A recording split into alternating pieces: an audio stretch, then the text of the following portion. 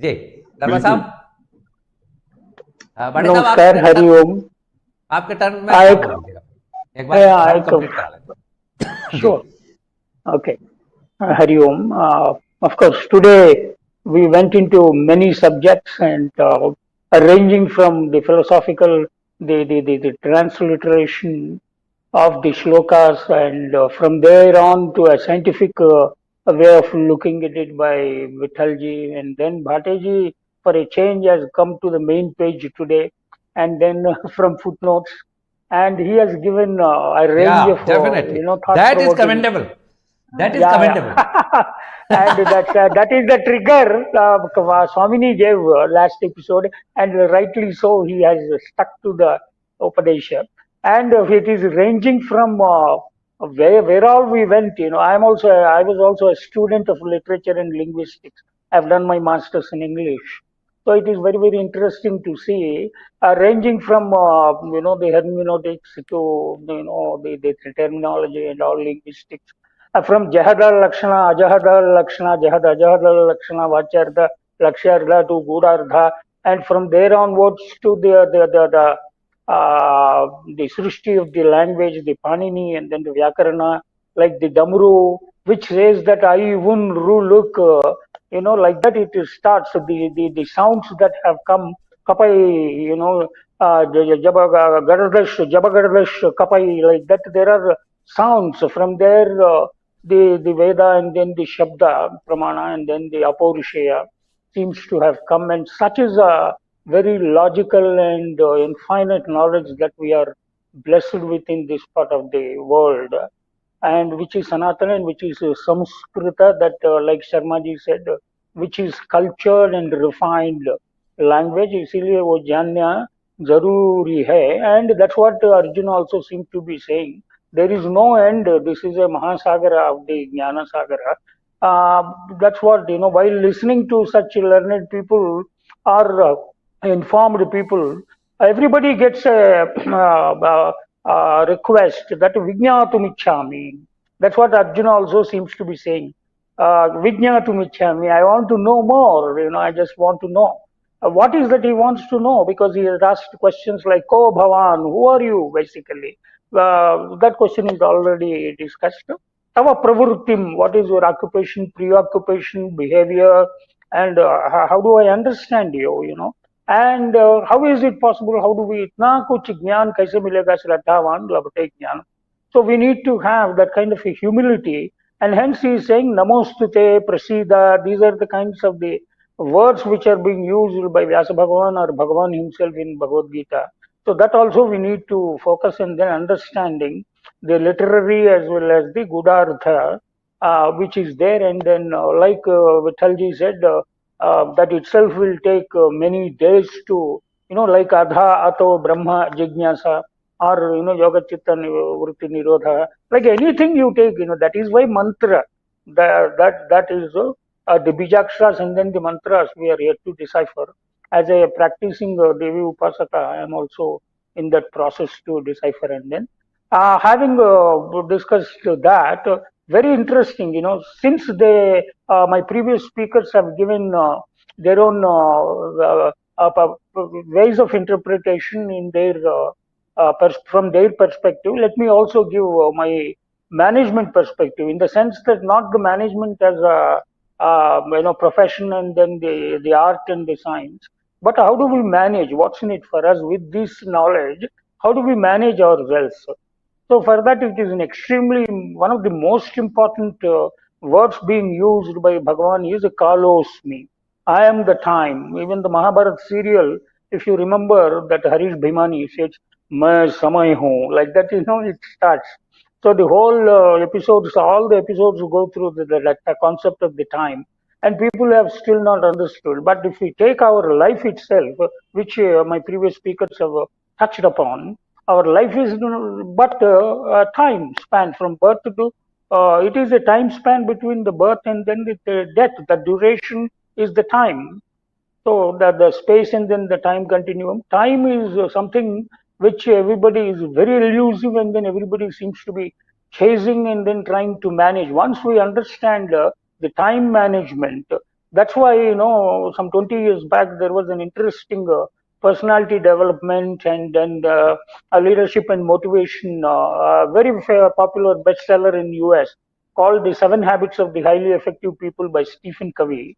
Though he has talked about seven habits and then it has influenced the whole world and the management, thought and self-help and all. One particular thing he has dedicated himself is on the first things first, on the time management. He has written another book with the title First Things First. Such is the importance which was given to the time management. And the entire management is about the management of time only. So how do we look at that? So he has given a very interesting insights which can be very practical. So when Bhagavan says "Kalosmi," so that is, it is ever fleeting. Anything you may be whatever mighty you may think because of your wealth and then power, position and all that, but what is not available to you is the time, the nanosecond which passes away, you can't get it back. So whatever you have to do within the lifespan of the time that you have, and the time is not unknown to us. That is the most suspense, which the Yudhishthira and then the Yaksha, which Vithalji has rightly pointed out today. So that is the wonderment, how do we manage the time? So we need to, within the available time, what is the best that we can do of the achievement of the Purusharthas, Dharma, Artha, Kama, Moksha, and then finally get liberated from the shackles of the materialistic world. So that's what he is saying. To do that, we need to do our duty. That's why he is motivating constantly.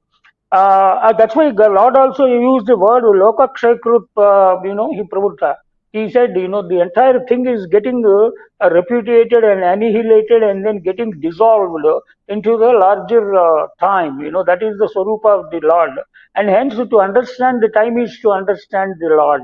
And that whatever time that we have, let's utilize that to the best of our ability. And how is it possible? Is by surrendering ourselves and by becoming a nimitta matra bhava.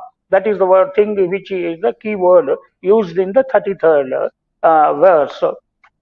Because everything, last episode we talked about, everything is predefined, and it is predefined and known to the Lord and unknown to the living beings, the human being.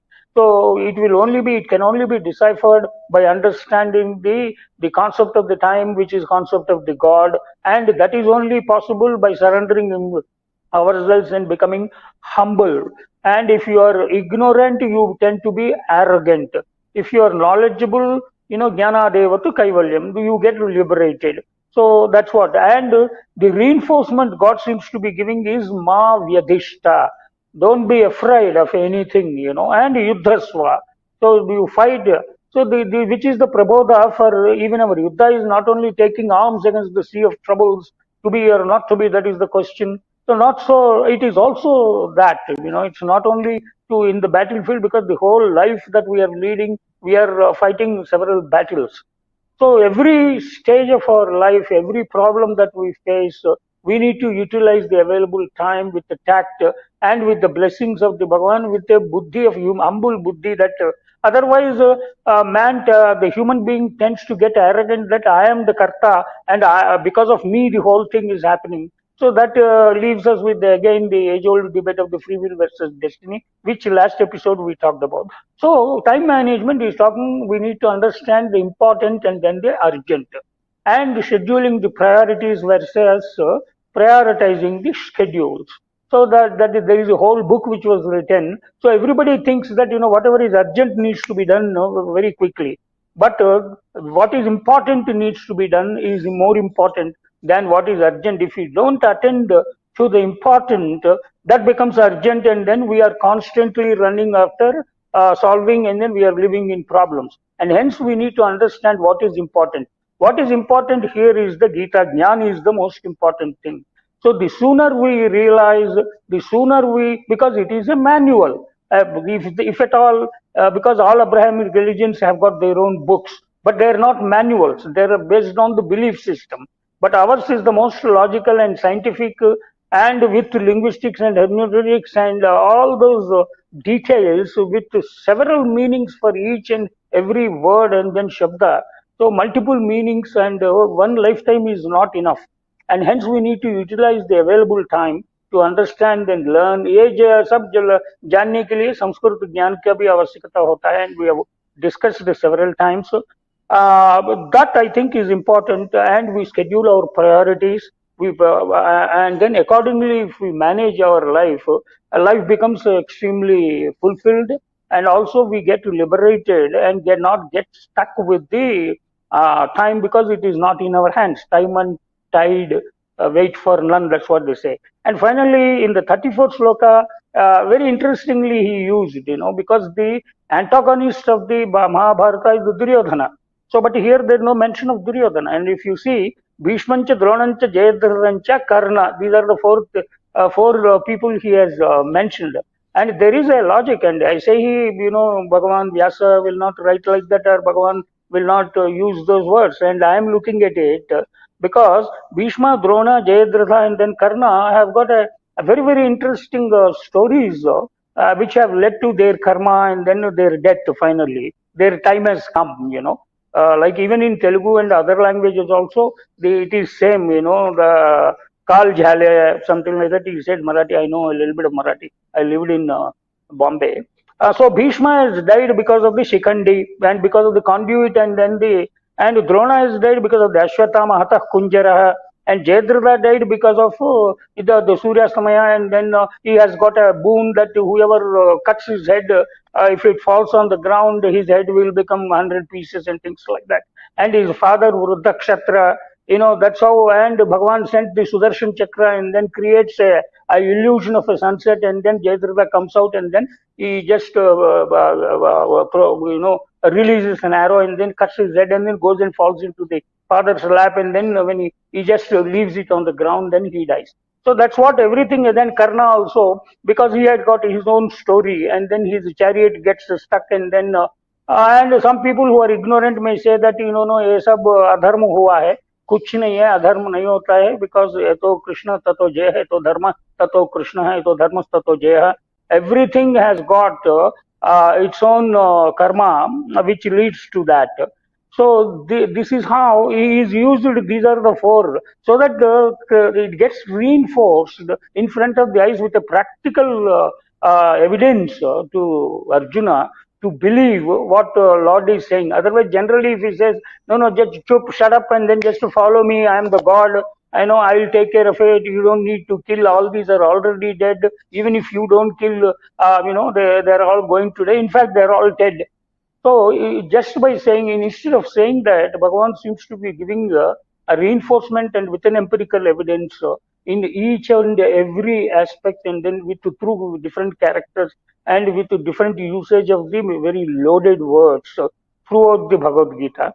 And hence, we will also utilize this opportunity. As I said several times, the Seeking Enlightenment on Vartic TV is a great opportunity to best utilize our time to spend, a few hours studying, coming prepared to the every week, week after the week, so that what new perspective and practical perspective which can be useful practically to apply in our daily lives. यही प्रयास हम सबका रहा है और मेरा भी. So I am loving it, and then very, very interesting. And if there is time, we will see the next. Thank you. तो दरबार साहब कुछ कहना चाहेंगे?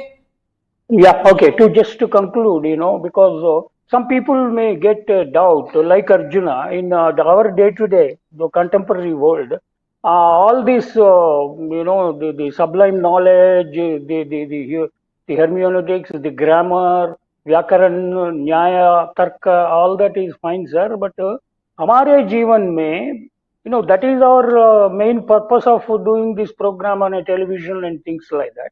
So for them also, God seems to be given an example by saying that, not only example, a clarion call, and also the confidence, saying that Ma Vyadhishta, don't be afraid, don't get stuck, and then don't be afraid of some of these things. Then how do we follow, sir, the Gita Jnana hai? So when they say Karmanya Vadikarastha and then all, how much ever we explain logically and then grammatically and then all these rhetorically, aesthetically, all that, But how does it translate is a question many people may get it. For them, I think the way I looked at it and then probably and deciphered it and put it into practice, probably others also could do that, is that repose your faith in the higher power than yours. That gives you humility. Otherwise Ravan और दुर्योधन की या कंस की स्थिति तुम्हें भी आ सकती है. When you are arrogant it will विनाश कर देता है.